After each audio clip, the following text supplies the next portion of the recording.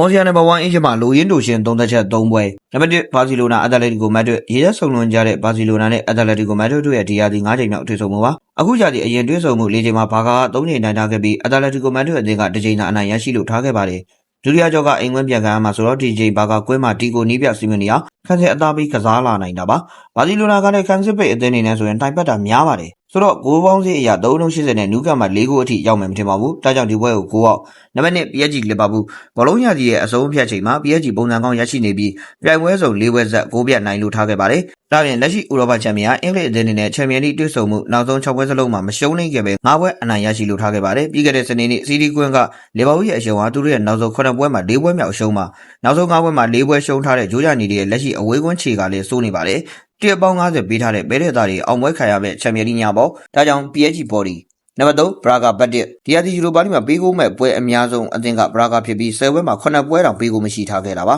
ဒါအပြင်အဲ့ဒီ Portuguese club ရဲ့အခုရာသီယူရိုပါလိအိမ်ကွင်းခြေရလည်းအထင်ကြီးစရာဖြစ်ပြီး9ပွဲမှာ4ပွဲထိအနိုင်ရရှိလို့ထားခဲ့ပါတယ်ပြိုင်ပွဲစုံနောက်ပွဲ10ပွဲမှာတပွဲသာနိုင်ခဲ့တဲ့ Badit ကတော့အချဘက်ကိုရောက်နေတာပါအနေဆုံးမရှုံးနိုင်တဲ့ Asian နဲ့ပဲညီမချင်း20ရင်းကြည့်ကြပါတယ်ဒါကြောင့် Braga body ဒီကိုလိုအနေနဲ့အကြိုက်တူရင် live ပါစော်ကစားလို့ရပြီးအကြိုက်မတူရင်တော့ back ကန်ကိုရပါတယ်ခင်ဗျာ